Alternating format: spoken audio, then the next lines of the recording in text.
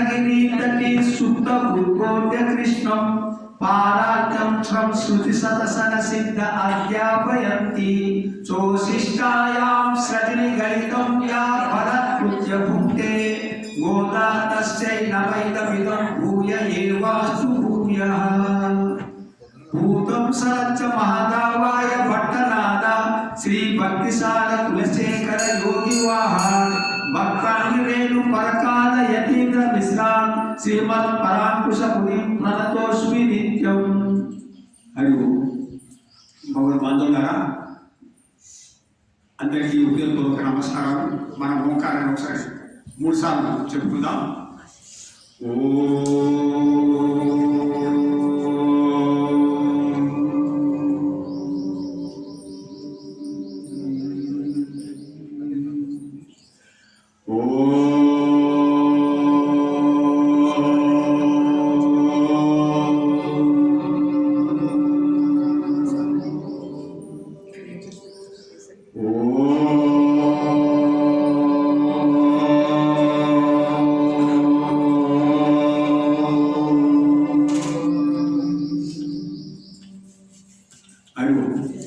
ఈరోజు మనకు 25వ పాఠం.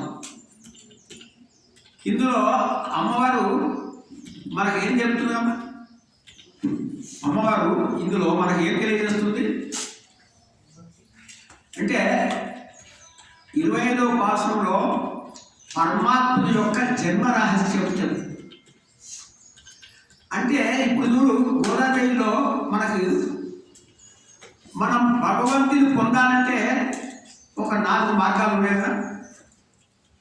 జ్ఞాన మార్గం, కర్మ మార్గం, భక్తి మార్గం, ఇంకొకటి ప్రపత్తి మార్గం. అంటే ప్రపత్తి అంటే శరణాగతి. ఇప్పుడు ఏమంటుందంటే అమ్మ, భగవంతుని జన్మ రహస్యాలు తెలుసుకుంటే కూడా ఒక సాధన. మనకి ఇప్పటిదాకా 4 మార్గాలు అనుకుంటున్నాం కదా. ఇప్పుడు ఈ అమ్మవారు ఏం చెప్తుంది? ఒరిత్తు మగనాయ్ పిరిందు అంటే అవతరించిండు. ఓకే, అంటే పరమాత్మ ఒక ఆవిడకు అవతరించిండు, అదే రాత్రి ఇంకొక ఆవిడ దగ్గర పెరుగుతున్నాడు అని దాన్ని చెబుతుంది. అంటే ఏమి? పరమాత్మ యొక్క జన్మ రహస్యాన్ని తెలుసుకుంటే కూడా ఇది తెలుసుకోవడం ఒక సాధన. ఈ సాధన ద్వారా మన జన్మని తరింపజేసుకోవచ్చు. అందుకోసమే మనకు ఇప్పుడు ఈ భాషలో భాగవతం వినాలని తెలుస్తుంది. మనకు చెప్పాలంటే భాగవతం ఏంటిదంటే పరమాత్మ యొక్క జన్మ రహస్యము, పరమాత్మ యొక్క లీలలు, పరమాత్మ యొక్క గుణాలు చెప్తున్నారు అనమాట. ఎప్పుడైతే పరమాత్మ యొక్క గుణాలు, లీలలు మనం శ్రవణం చేస్తామో మన జన్మ ధన్యమైపోతుంది. అందుకోసమే భాగవతం వినాలి అంటారు. భాగవతం ఎందుకంటే అది ఎవరి గురించి చెప్తుంది? పరమాత్మ గురించి. పరమాత్మ ఎవరు, ఆయన ఏం చేశాడు, ఆయన లీలనేంటిది, ఆయన కర్మ ఏంటిది, ఇవన్నీ మనకు తెలియజేస్తుంది. అవి వింటే కూడా చాలు అంటున్నారు. అది వింటే చాలు. అందుకోసమే భాగవతం ఎవరు విన్నారు? మీరు విన్నారా భాగవతం ఎప్పుడన్నా? భాగవతం ఎవరు విన్నారు? భాగవతాన్ని ఎవరు విన్నారు? పరీక్షిత్ మహారాజ్. చాలా మనకు ఎవరు చెప్పారు? కనీసం మీరు తెలుసుకోవాలి. ఎవరు చెప్పారు? సుఖ మహర్షి. ఎవరి సుఖ మహర్షి? వ్యాస కొడుకు. చూసినా? ఇప్పుడు ఆ సుఖ మహర్షి ఎలాంటి వాడు తెలుసు కదా. భాగవతం చెప్పాడంటే ఆయన తల్లి గర్భంలో 12 సంవత్సరాలు 16 సంవత్సరాలు అంటారు. 12 సంవత్సరాలు తల్లి గర్భంలో ఉన్నాడు. అంటే ఎందుకు? ఈ ప్రపంచంలోకి వస్తే ఈ మాయను పట్టుకుంటుంది. ఇది మనం జ్ఞాపకం. ఈ ప్రపంచంలోకి రావడమే. మనం ఈ ప్రపంచంలోకి వస్తే ఇందులో ఏం చెప్తుందంటే మన జన్మ భగవంతుడికి దూరం అయిపోతాం. కడుపులు ఉన్నప్పుడట మనకు అన్ని జన్మలు తెలుసట. మనం కడుపులో తల్లి కడుపులో ఉన్నప్పుడు మనం పూర్వం ఎన్నెన్ని జన్మలు ఎత్తినాము, మనం ఏమేమి చేసినాము అన్నీ తెలుసట. ఆ బాధ మనం పడుతూ స్వామిని ప్రార్థన చేస్తున్నాం అనమాట. స్వామి, ఈసారి నేను ఈ ప్రపంచం వచ్చిన తర్వాత నిన్నే పట్టుకుంటాను, నేను వదలను అని మనం ప్రార్థన చేసి ఈ యొక్క కడుపులో ఉన్న గర్భ బాధ దాన్ని స్వామితో విన్నవించుకొని ప్రార్థన చేసి మనం ఈ ప్రపంచానికి వచ్చిన తర్వాత ఎప్పుడైతే వచ్చినా మొత్తం మర్చిపోయాం. ఇది మనకు పెద్దలు చెప్తారు జన్మరాహిత్యం. మన జన్మ భగవంతుడికి దూరం అయిపోతుంది. భగవంతుడు ఎందుకు అవతరించిందంటే మన కోసమని తెలుసుకోవడం మనం చాలా ముఖ్యం. మనము పరమాత్ముని యొక్క జన్మ తెలుసుకుంటే ఆయనకి మనం దగ్గర. అంటే పరమాత్ముని జన్మ మనల్ని పరమాత్మ దగ్గర తీసుకుపోతుంది. మన జన్మ ఏమైతుంది, మనం పరమాత్మకు దూరం పోతాం. అందుకోసమే మనకు తల్లి ఏం చెప్పింది, ఈ యొక్క 30 పాసురాలలో పరమాత్మ దగ్గరికి ఎలా రావాలి అని మనకు మెల్లగా మెల్లగా చెప్పుకుంటూ వచ్చింది కదా. ఇది ముఖ్యం, మనం పట్టుకోవాల్సింది. ఏం చెప్పుకుంటూ వచ్చింది, కొన్ని నియమాలు పాటించాలా, ఫస్ట్ ఇచ్చ ఉండాలా, తర్వాత నియమాలు పాటించాలా, తర్వాత భాగవతులను ఆశ్రయించాలా, తర్వాత గురువులను ఆశ్రయించాలి, తర్వాత మనసు పెట్టాలా, తుయిమాయ్ అంటుంది, పవిత్రత ఉండాలి. పవిత్రత ముఖ్యం. ఏ పవిత్రత, బాహ్య పవిత్రత, అంతర్ పవిత్రత, ఈ రెండు ముఖ్యం. అంతా భాగవతుని సేవించాలా, భగవంతుని సేవించాలా, ఇది ముఖ్యం. నియమాలు పాటించాలి. ఈ విధంగా మనం చేస్తూ ఉంటే మనము పరమాత్మ దగ్గరికి పోతాము అని ఈ యొక్క పాసురంలో ముఖ్య ఉద్దేశం. ఇంకోటి మంచి మాట, ఈ 30 పాసులలో ఒక్క లైన్ చెప్పండి, పరమాత్మ గురించి ఏం చెప్పింది ఒక్కటే లైన్ చెప్పవచ్చు. ఏముండేది ఒక్క లైన్, మీరు 30 పాసురాలు ఏంటిది అంటే ఒక్కటే లైన్ చెప్పవచ్చు పిల్లలకు. ఏం లైన్ చెప్పొచ్చు, నారాయణనే నమక్కే పరై తరువార్, అంటే నారాయణనే మనకు దిక్కు అని చెప్పొచ్చు పిల్లలకు. అంటే నారాయణనే దిక్కు, నారాయణనే మనకు సర్వమిష్టుడు అనే విషయాన్ని మనం పట్టుకోవాలి. ఇప్పుడు మనకు ఈ రహస్యము వల్ల పరమాత్మని కూడా పొందొచ్చని భగవద్గీతలో 4వ చాప్టర్లో 9వ శ్లోకం ఉన్నది. పరమాత్మ గురించి చెప్పిండు 4వ చాప్టర్లో 9వ శ్లోకం. ఏంటిది, జన్మ కర్మచ మే దివ్యం, నా జన్మ కర్మచ మే దివ్యం, ఏవం యో వేత్తి తత్వత అంటే యథార్థంగా వ్యక్తి తెలుసుకుంటాడో, ఎవరైతే నా జన్మ గురించి, నా కర్మ గురించి ఎవరైతే తెలుసుకుంటారో ఏమైతారో తత్వ దేహం, ఈ దేహం వదిలిపెట్టినప్పుడు పునర్జన్మ రాదు. ఎవరైతే నా జన్మ గురించి, నా యొక్క కర్మ గురించి ఎవరైతే యథార్థంగా తత్వత అంటే యథార్థంగా తెలుసుకుంటారో వాళ్ళకు పునర్జన్మ ఉండదు. చూడండి మరి ఏమైతుంది, మామేవ అర్జున, నన్నే పొందుతారు. చూడు ఎంత సింపుల్గా ఉన్నది మనకు. అంటే మనం భగవంతుడు ఆయన జన్మ ఏంటిది, ఆయన కర్మ ఏంటిది, ఈ రహస్యాన్ని తెలుసుకోవాలి, అనుభవంగా తెలుసుకోవాలంట. అంటే శాస్త్రం వాచం అంటే ఉత్త మాటలతో కాదు, అనుభవం కావాలి మనకు. ఆయన జన్మ కర్మ అనుభవం, ఇది మనం పట్టుకోవాలి. ఇప్పుడు మనం ఈ యొక్క పాసురాన్ని అనుసంధానం చేసుకుందాం.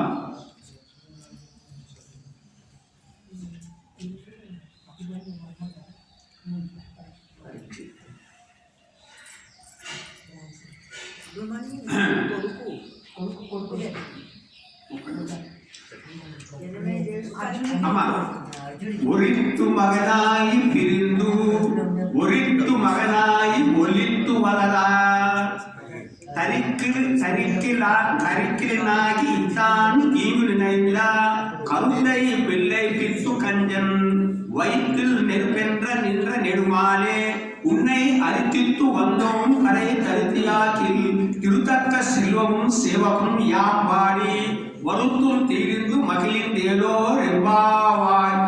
సింపుల్ అర్థం చేసుకుంటే సింపుల్గా ఏంటంటే ఒక ఆవిడకు జన్మించి అదే రాత్రి ఇంకొక ఆవిడ దగ్గర చాటుగా పెరుగుతున్నటువంటి ఓ స్వామి, నీవు ఒక కంసుడు నిన్ను బాధ పెడతామనుకున్నాడు, చంపుదామనుకున్నాడు. వాని యొక్క ప్రయత్నాలన్నీ తలకిందులుగా చేసినటువంటి ఓ స్వామి చేసి ఆయన కడుపులోనే బడబాటిని పెట్టి ఆయనను సంహరించినావు. అలాంటి నీవు మేము ఉన్నాయి నిన్ను ప్రార్థన చేస్తూ వస్తున్నాం, నిన్నే కోరి వస్తున్నాం. వచ్చి పరై తరిచి ఆకిలి పరైన పురుషాలను తీసుకుందాం అనుకుంటున్నాం. తిరుతత్వ సెల్వము సేవకం ఏంపడంటే ఐశ్వర్యానికే ఐశ్వర్యమైనటువంటి ఓ స్వామి, నీ యొక్క వీర చరిత్రలు పాడుకుంటూ వస్తూ ఉంటే మా శ్రమ అంతా పోయి మేము చాలా ఆనందంగా ఉన్నాము. ఇది దీని అర్థం. ఒరిత్తు మగనాయి, ఒరిత్తు అంటే ఒక ఆయుధం, మగనాయి అంటే బిడ్డగా, ఒరిత్తు మగనాయి పిరిందు అంటే అవతరించింది, పరమాత్మ అవతరించింది మన కోసం కదా, పరమాత్మ అవతరించింది. అయితే ఓరిరవల్ అంటే అదే రాత్రి, అదే రాత్రి ఎవరికి అవతరించిండు? దేవకి వసుదేవుడు. ఎక్కడున్నారు దేవకి వసుదేవుడు? జైల్లో ఉన్నారు, కట్టడిలో ఉన్నారు. ఎందుకు కట్టడిలో ఉన్నారు? కంసుడు కట్టడించు. ఎందుకు కంసుడు వీళ్ళని బంధించాడు? ఈ దేవికి 8వ సంతానము తనకు శత్రువు అని, 8వ సంతానం, 8వ సంతానం శత్రువు అని తెలుసుకున్నాడు. ఒక ఆకాశవాణి ద్వారా చెప్పింది. అందుకోసమే వీళ్ళిద్దరిని బంధించి ఎవరిని? దేవకిని వస్తుంది. చెల్లైతే దేవకి చెల్లె, కజిన్ సిస్టర్ చెల్ల. అయితే చంపేద్దామనుకున్నాడు దేవకి, కానీ వసుదేవుడు మాట ఇచ్చాడు, ఈ సంతానం కదా నీకు ప్రమాదం, నా సంతానం నీకు ఇచ్చేస్తాను అంటే. వసుదేవుడికి ఒక గొప్ప పేరు, ఆయన మాట ఇస్తే తప్పడగా సత్యవాకు. వసుదేవుడు అంత గొప్పవాడు, సత్యంలో ఉన్నటువంటి వాడు కాబట్టి, అంత సత్యమైన వాడు కాబట్టి పరమాత్మ దగ్గర ఉన్నాడు. అబద్ధాల కోరుకు అటు ఇటు మాట్లాడకు వస్తారా? ఎంత పుణ్యం చేస్తుందో దేవకి వసుదేవుడు, వాళ్ళకు గర్వాట వచ్చింది. తో ఆ మాట విన్నాడు, ఆయన సత్యమైన మాటకు ఒప్పుకున్నాడు అన్నమాట. అది విషయం. తో ఈ విధంగా 8వ సంతానం తప్పించుకున్నాడు జైలుకి వెళ్ళి. అదంతా మనం ఉండేది. తో అదే రాత్రి ఏమైంది? అదే రాత్రి తీసుకువెళ్ళి మన యశోదమ్మ దగ్గర, అంటే యశోదమ్మ దగ్గర ఇప్పుడు పెరుగుతున్నాడు. యశోదమ్మ భాగ్యం అంటే ఇద్దరు తల్లులు, శ్రీకృష్ణుడికి ఎంతమంది తల్లులు? ఇద్దరు. ఒక తల్లి దేవకీ దేవి ఆ పరమాత్మ యొక్క ప్రకాశాన్ని మనకు తెలియజేసింది. పరమాత్మ ప్రకాశం, ఎందుకంటే ఆమె గర్భంలో పుట్టినప్పుడు శ్రీకృష్ణుడు ఎలా ఉన్నాడంటే తెలుసా? 4 చేతులతో ఉన్నాడు. 4 చేతులతో ఉంటే నువ్వు నాకు కుమారుగా రావని చెప్పాను. 4 చేతులు అంటే కుదరదు కదా, 2 చేతులు అంటే ఇమీడియట్గా 2 చేతులు మారిపోయినాడు. మనకు చెప్తారు ఏంటంటే రామాయణంలో దశరథుడు కుమారుడు రామచంద్రుడు పెళ్ళైన తర్వాత, పెద్దగైన తర్వాత, అంటే 16-18 సంవత్సరాల తర్వాత తండ్రి మాట విన్నాడు. కానీ శ్రీకృష్ణుడు పుట్టగానే విన్నాడు అని చెప్తాడు. పుట్టగానే తల్లి మాట విన్నాడు, పుట్టగానే తల్లి మాట. అంటే కూడా తల్లిదండ్రుల మాట విన్నాడు. పరమాత్మ కూడా రాముడు విన్నాడు, శ్రీకృష్ణుడు కూడా తల్లిదండ్రుల మాట విన్నాడు అని మనం తెలుసుకోవాలి. ఇదన్నమాట మనం రామాయణం, ఈ యొక్క భాగవతం మనకు తెలియజేస్తున్నది ఇది. తల్లిదండ్రుల మాట విన్నాడు శ్రీకృష్ణుడు. అయితే ఇప్పుడు ఎంత అదృష్టవంతురాలు, సాక్షాత్ పరమాత్మ కంసుడికి చాటుగా యశోద ఇంట్లో పెరుగుతున్నాడు. అంటే ఆ కృష్ణ లీలలు అనుభవించింది యశోదమ్మ తల్లి.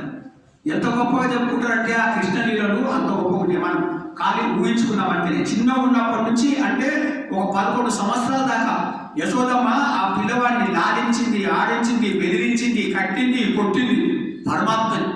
అందరూ ఆశ్చర్యపోయాడు. పరమాత్మని కట్టింది కూడా ఉదరమైన, అందుకోసం దామోదరుడు పేరు వచ్చింది. ఎంతో గొప్ప చూడు యశోదమ్మ తల్లి, ఎంత అనుభవించింది. ముళ్ళకు దొరకడు, ఋషులకు దొరకడు, బ్రహ్మకు కూడా దొరకడు. అలాంటి పరమాత్మ యశోకు చెప్పినట్టు ఇలా చేయంటే అలా చేసిండు. కట్టబడ్డాడు, కొట్టబడ్డాడు. అలాంటి మహానుభావుడు ఎవరు? శ్రీకృష్ణ పరమాత్మ. యశోదమ్మ తల్లి అంత అదృష్టవంత. అందుకోసమే ఈ ఇద్దరు ఏమంటారంటే మంత్రులు అంటారు. మంత్రాలు ఇద్దరు తల్లులకు వశపడ్డాడు. మనకేమున్నాయి? మనకు ప్రధాన మంత్రాలు 2 ఉన్నాయి. ఏంటి? ఒకటి అష్టాక్షరి మంత్రం, 2 ద్వాదశ మంత్రం. 2 మంత్రాలు మనకున్నాయి పరమాత్మ దగ్గరికి వెళ్ళి. అష్టాక్షరి మంత్రం అంటే ఏంటిది? ఓం నమో నారాయణాయ. ద్వాదశి మంత్రం అంటే ఏంటిది? ఓం నమో భగవతే వాసుదేవాయ.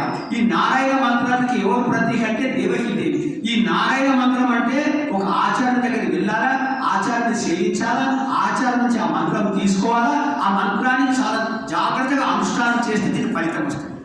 ద్వాదశి మంత్రం ఓం నమో భగవతే వాసుదేవాయ ఈ మంత్రం కూడా ప్రభావం ఉన్నది, కానీ నేను ఎప్పుడంటే అప్పుడు కూడా మనం చెప్పుకోవచ్చు. ఈ 2 మంత్రాల ద్వారా మనం భగవంతుని పొందవచ్చు.